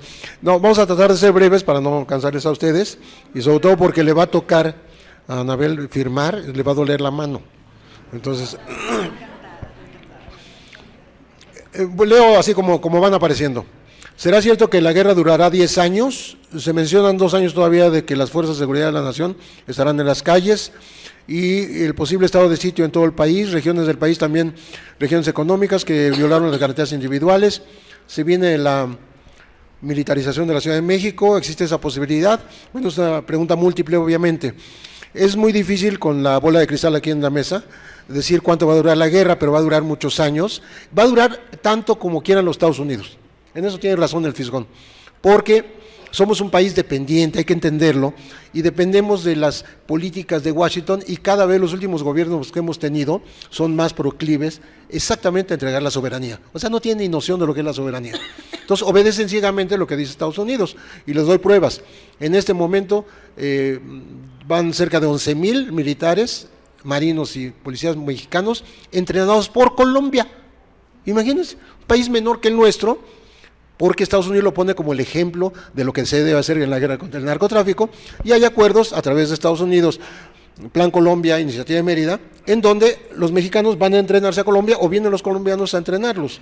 O sea, esto es un absurdo, pero aceptado por el gobierno mexicano. Otro absurdo que se me olvidó mencionar, porque no le dio tiempo a Anabel seguramente captarlo porque ya había terminado su libro, pero imagínense al señor Felipe Calderón hace cosa de 3 meses diciendo en Naciones Unidas que hay que revisar el esquema prohibitivo de hace 100 años contra las drogas. Hay que revisar a ver si sigue funcionando ese esquema, cuando ya por su culpa han muerto una cantidad enorme de mexicanos, han desaparecido otros 20,000 y han sido desplazados, yo digo que 1,5 millones de sus sitios de origen por la violencia. Y todavía se atreve a decir, bueno, vamos a revisar a ver si conviene o no. Peña Nieto como periquito fue a decir lo mismo en los 5 minutos que le dieron con Obama. Digo 5 minutos porque él no puede hablar más. No llega a llenar 5 minutos. Entonces fue a decir lo mismo, lo que unifica al PRIAN en la mentalidad. Le van a obedecer ciegamente a Estados Unidos. Cuando en Estados Unidos se oficialice la utilización de marihuana en la mayoría de los estados para usos, como dicen ellos, recreativos, ¿sí? Para cruzarse sabroso, ¿no? Entonces a lo mejor México va a revisar ese esquema. A mí me lo dijo Carpizo hace más de 20 años. No, mire, señor Riveles, es que mientras tengamos esa frontera con Estados Unidos y ellos no hagan nada, nosotros no podemos hacer nada. Sí, decía que se imaginara uno los fumaderos en México, donde se despenalizara la droga, y los gringos nada más iban a venir, como lo han hecho históricamente, a emborracharse, a la prostitución, a muchas otras cosas. Vendían a drogarse porque ellos no lo han aprobado. Entonces, eso decía él. Ustedes no sé qué crean, pero lo que quiero decir es que la guerra va a durar mientras Estados Unidos quiera. Y cuando dije lo de las granadas de Morelia, yo estoy seguro que ese crimen contra los michoacanos lo cometieron García Luna y su gente, para dar la justificación del narcoterrorismo en México. El primero que llamó narcoterrorismo a ese atentado fue el embajador de Estados Unidos. Ay, bueno, y después Leonel Godoy, y después todos, ¿no? Y Calderón. Bueno, entonces yo sí creo, un poco va a descender un poco la violencia masiva, porque así le conviene al negocio. El negocio no puede operar con tanta violencia. O sea, es parte del esquema de que funcione el tráfico de drogas. Y por supuesto se van a incrementar los secuestros, etcétera, etcétera. Pero va a ser una cuestión de forma y no de fondo. Porque, ¿qué es peor? El ejército, la marina, los federales reprimiendo masivamente, provocando balaceras en todo el país, o la represión selectiva que practica el PRI. Es decir, ya enfocada a los líderes sociales, a los movimientos, a los opositores. Yo creo que uno y otro son terribles, son monstruosos, pero va a haber una combinación de ambos. Creo que sí, por razones de autopublicidad, van a bajar tanta ejecución, momentáneamente, eso creo yo. Luego, hay otro. ¿Qué papel jugó la Iglesia Católica y Cristiana atendiendo al rumor no confirmado de que parte de la estrategia de Calderón contra el crimen organizado era sugerida con el propósito de expiar su vicio por el alcohol? No, nunca ni lo ha expiado, ni lo sigue ejerciendo. Todavía esta vez que cantó se oía la voz aguardentosa, ¿no? El cártel de Sinaloa seguirá fuerte con el PRI y se le dará impulso a otro cártel de drogas. Bueno, de lo primero de la Iglesia, yo además les digo una cosa. Hubo el rumor, y hasta Proceso publicó una nota que se llamó Calderón del Evangélico. Decían, había el rumor de que se había convertido a los evangélicos. Y es verdad que su mujer, Margarita Zavala, que no es ninguna inocente, es una perversa igual, ella sí es muy cercana a ciertos grupos cristianos. Y lo que hicieron fue adoptar por conveniencia el esquema filosófico sobre la roca, de los evangélicos, nacido en Colombia, ojo, de donde lo importaron Alejandro y Rocío Orozco, pero lo hicieron como negocio. O sea, Calderón, lejos de convertirse a ninguna religión, si es que tiene alguna, ¿no? Porque no respeta nada, él lo que hizo fue utilizar a esta pareja para sus negocios. Hicieron 380 centros de rehabilitación en el país. ¿Ustedes saben cuánto dinero es eso? El director del INAPAM se llamaba Alejandro Orozco. ¿Saben cuánto dinero es eso? Porque ellos, que criticaron tanto a Andrés Manuel López Obrador por ayudar a los viejitos, ¿no? Ellos hicieron su programa de 70 y más. Y son 10 millones, es decir, no sé, de adultos mayores en todo el país, habemos, porque yo ya me incluyo ahí, más de 10 millones de dólares, de personas. Y eso implica un dineral manejado por Alejandro Orozco, socio de Calderón. y los centros Nueva Vida, manejados por Rocío Orozco y Margarita Zavala. O sea, estamos hablando, hay un libro muy interesante sobre esto que se llama La Cruzada de Calderón, del joven Rodolfo Montes. Le falta decir esto de la lana, pero ahí está documentado cómo se hizo este negocio, o sea, un presunto católico, ¿no?, haciendo negocios con los protestantes, simplemente para llenarse los bolsillos de dinero. Por supuesto, aquí hay un escrito de Radio Chinelo en Cuernavaca, le dice que admirable mujer, le dice a Anabel, estamos de acuerdo absolutamente. Para quienes intentamos construir diariamente medios de comunicación independientes en el país, ¿qué consejo frente a este panorama desalentador para el gremio y la sociedad? De alguna manera ya lo adelantó Anabel. Y conociendo todos estos datos, ¿qué estrategias de protección y supervivencia, sobre todo para las juventudes, los comunicadores y las mujeres? Bueno, pues la mejor protección es la organización, la conciencia, la lucha por en nuestra vecindad, en nuestra colonia, en nuestro trabajo, o sea, hacer conscientes de la gente, que no nos agarren separados, porque a mí me causa grima, vamos a decir, me da coraje ver tanta organización social, defensora de derechos humanos, pero cada quien por su lado. Por su lado va Javier Sicilia y la gente que lo sigue. Por su lado va la gente de Todos los Derechos para Todos. Por su lado va Recupaz con Edgardo Buscale, mañana tenemos reunión con ellos, ¿no? Por su lado van, bueno, a veces los de Morena tampoco están en ninguno de esos sitios. Entonces, eso yo creo que algún día tenemos que llegar a hacer un frente amplio, suficiente para que no estemos desunidos. Creo que esa es mi opinión. Y finalmente aquí, mi nombre es Eligio. Primero dar las gracias por esta plática motivacional, me gustó. Mi pregunta es si hay datos que se hayan quedado fuera de este libro y si tienes material y energía para seguir escribiendo al respecto. Obviamente es una pregunta para Anabel y por supuesto la respuesta es sí, ella la va a dar con amplitud. Yo nada más aprovecho que tengo ahorita el micrófono para no soltárselo a Anabel. No. Además de lo de Calderón que echa marcha atrás y ahora se anda arrepintiendo internacionalmente, es por órdenes de Estados Unidos, porque lo hizo él, lo hizo Santos, el de Colombia, y lo hizo Otto Pérez de Guatemala. Qué chistoso, ¿no? Países perfectamente dependientes de Washington. Esto de las listas y de los grupos sueltos que habla Anabel, a mí ya me dijeron en Morelos que los militares andaban recogiendo gente con listas de nombres, también. Y estos grupos paramilitares, yo tengo datos precisos de que han sido creados desde el gobierno también. Ojo, se menciona a Luis Cárdenas Palomino específicamente, creando grupos asesinos. Y hay grupos de militares sueltos que tienen a su vez grupos paramilitares. Esto yo lo documento en un libro que se llama Levantones, Narcofosas y Falsos Positivos, dicho por el general Gallardo con precisión, hablando de 3,000 GISES, que son grupos de investigación de zona, que son militares disfrazados de lo que sea, menos de militares. O sea, o pueden traer el pelo largo, barba, pueden andar tipo cholo, pero son militares y reportan a sus zonas. O sea, estamos hablando de paramilitarismo oficial. En un momento dado se van a juntar el privado y el oficial. Y bueno, y nada más un comentario hablando del empresario terrible de Jaime Camil, que decía Anabel. Si ustedes se acuerdan de aquella foto de Raúl Salinas en un yate con la bella andaluza, con la Bernal, ¿sí? Estaban en el yate Camil. Sí. Eso es. Aquí me preguntan, ¿es cierta la llamada del Chapo a Los Pinos con Enrique Peña Nieto? No, pues eso sí no lo sé. Habrá que preguntarle al Chapo, a lo mejor nos cuenta.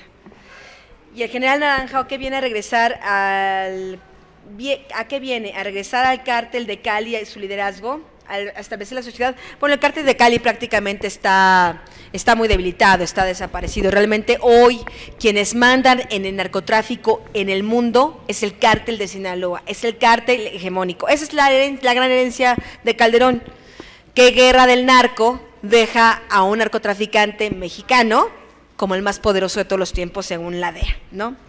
Después me preguntan, ¿podemos decir que el hecho de que la violencia en los estados del norte, específicamente en la parte de Chihuahua, Tamaulipas, está mayormente asentada más que en el noroeste, debido a la protección hacia el cártel de Sinaloa. Sí, así es, que es lo que yo revelo en mi libro de Los Señores del Narco. No fue una guerra totalmente dirigida. ¿Qué fue lo que pasó? Porque puede ser confuso. Calderón inicia su gobierno. Genaro García Luna, la Secretaria de Seguridad Pública, diseña la estrategia contra el narcotráfico, y la estrategia era proteger al Chapo Guzmán y atacar a los demás cárteles.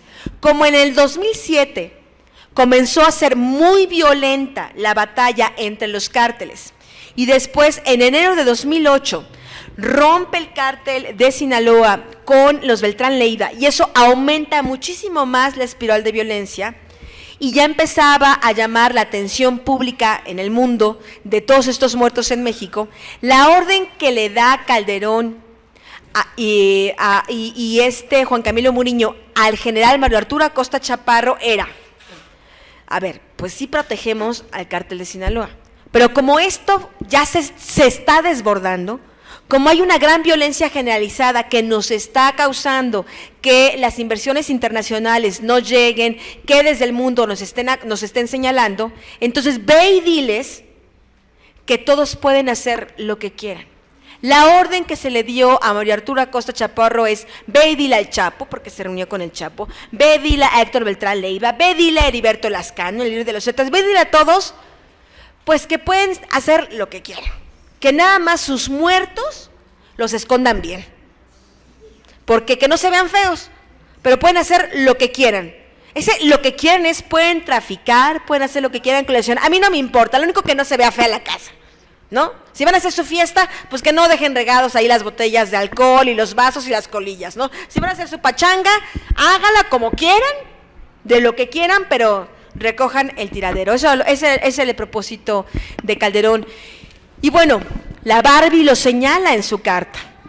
A mí hace justamente, este lunes va a ser hace 2 semanas que la abogada de la Barbie me contacta, la abogada de Edgar Valdés Villarreal me contacta, me señala que su cliente quiere hacer pública una cosa y que me lo quiere dar a mí. Yo me veo con la abogada de la Barbie y me entrega esta carta histórica, insólita, diría yo, a 3 días antes de que terminara el gobierno de Felipe Calderón. Y es esta carta donde él habla de las reuniones de Mario Arturo Acosta Chaparro, pero también habla, y es algo que a mí el general Mario Arturo Acosta Chaparro nunca me lo dijo, pero que la Barbie lo dice en su carta, que es totalmente otra vertiente, pues mucho más grave, si es que se puede hablar de mayor gravedad de todo lo que hemos vivido, es que además de que Mario Arturo Acosta Chaparro se reunió con los jefes de los cárteles, hubo reuniones encabezadas por el propio Felipe Calderón, según narró la propia Barbie en su carta. Y de acuerdo a la abogada, que la Barbie, Edgar Valdés Villarreal, en unos días será ya extraditado, unas semanas estaría extraditado a Estados Unidos, y es allá, en una corte de Estados Unidos, donde va a dar todas las pruebas y más detalles de cómo fue la protección de Calderón al narcotráfico, y cómo a los narcotraficantes que no quisieron pactar con los otros cárteles los persiguió, que supone que según la Barbie, ese es el argumento, él reconoce: sí, soy un criminal, pero me persiguieron a mí porque me negué a pactar con los otros narcotraficantes como quería Calderón. Entonces, efectivamente, la violencia en estos estados, en Tamaulipas, en Nuevo León, aumentó por eso, por la protección, pero es posible que esto vaya tendiendo a cambiar. Yo sí creo que la violencia entre los grandes cárteles, es decir, de Sinaloa contra los Beltrán Leiva, de los Beltrán Leiva contra los Zetas, de los Zetas contra el cártel de Juárez, esa violencia sí va a disminuir, porque el Estado mexicano aún tiene la fuerza y el poder de convocatoria para poder convocarlos a todos y sentarlos a un gran pacto, que en eso es lo que estaban en la etapa de transición, en el gran pacto. Pero con quienes no pueden pactar y a quienes no pueden ni siquiera poner en control los propios cárteles son las células criminales, por lo que la violencia de bajo impacto, pero la más dañina, que es la violencia contra la ciudadanía, la violencia contra el patrimonio de la gente, el narcomenudeo, la disputa entre narcomenudistas por cada banqueta, por cada esquina, etcétera, etcétera, esa violencia va a continuar e incluso puede hacerse todavía mucho más sangrienta, porque si se pretendiera hacer una cruzada del gobierno de Peña Nieto, pongamos que dice, yo pacto con los cárteles y me lanzo a la calle a exterminar a las células criminales. Pero como es tal la cantidad de células criminales que hay, y en estos 6 años aprendieron muy bien a ser criminales, exterminarlos provocaría aún más de los 80,000 muertos que ya nos recetó Felipe Calderón. No digo que sea algo que no se tenga que hacer, tendría que hacerse eso, tendría que convertirse a los cárteles, tendría que convertirse a las células y tendría que convertirse a los mercenarios, pero eso va a provocar mucho más de 10 años de guerra. Eso va a provocar en México una larga temporada de violencia, pero sí. Eso sería bueno, cuando menos si tuviera la voluntad del gobierno de Felipe Calderón. Ojalá no quiera pactar con los 3 niveles de crimen y que los mexicanos seamos solo las reses de estos criminales, que nos estén ordeñando cada rato, que nos estén extorsionando, que estén violando a nuestras hijas, que les estén secuestrando, la trata de personas, la pornografía infantil, y que los terribles delitos que existen en México crezcan. Porque eso sería entregarle México al crimen. Me preguntan, después de escribir Los Señores del Narco, ¿qué tan difícil fue poder hacer esta nueva investigación? Realmente fue un reto intelectual y un reto de estado de ánimo pues muy importante, porque realmente sí hubo momentos en que sí sentí mucho miedo, en que sí sentí que mi familia estaba en un gran riesgo. Estar trabajando todo el tiempo con escoltas evidentemente genera situaciones, ¿no?, para mis propias fuentes de información, ¿no? ¿A quién le gusta que la periodista llegue escoltada a los lugares de las citas? Por suerte, y debo decirlo públicamente, el gobierno capitalino aprendió a respetar mi trabajo como periodista. Y digo el gobierno capitalino porque los escoltas que yo tengo son del gobierno de la Ciudad de México, no son del gobierno federal. Y estos escoltas, realmente, aunque mucha gente me pregunta, oye, pero confías en ellos, oye, pero puedes trabajar con ellos, estoy aquí y pude hacer mi libro, y para mí es la mayor garantía o la mayor confianza que yo puedo sentir en estas personas en las que he depositado mi confianza y mi propia vida. Yo no podría, y eso lo tengo hoy perfectamente claro, y es muy triste decirlo, yo no podría haber hecho este trabajo si no hubiera sido por esa protección. Sé que no estaría aquí. La gente que quería y que quiere matarme, lo quiere hacer de verdad. Yo necesito esa protección para seguir viviendo y para seguir escribiendo. Y quien preguntaba si yo voy a continuar con mis investigaciones, sí voy a continuar. Quien pregunta si estoy cansada, sí estoy muy cansada, profundamente cansada. Estoy triste. Pero les comento y lo comparto con ustedes, no hay otra manera de rescatar a nuestro país de las manos de todos estos criminales, ya sean vestidos de presidentes o narcotraficantes o militares o policías, si no los rescatamos nosotros. Es nuestra responsabilidad. Yo como periodista me comprometo a seguir investigando ahora este nuevo gobierno, ahora estos nuevos viejos personajes, porque realmente de nuevo hay poco, ¿no? Pero habrá que seguir investigando y pronto se va a ver con qué grupo criminal está pactando Enrique Peña Nieto, porque eso se sabe. Lo que hemos aprendido, lo que yo he aprendido cuando menos como periodista en estos 6 años, es que pese a que estos hombres se sientan intocables, inescrutables, pese a que se sientan Superman, pese a que se sientan que pueden hacer sus tranzas, sus corruptelas de manera impune y silenciosa, no. Todo termina sabiéndose, y nosotros vamos a saber qué es lo que está haciendo el gobierno de Enrique Peña Nieto. Yo se los cuento.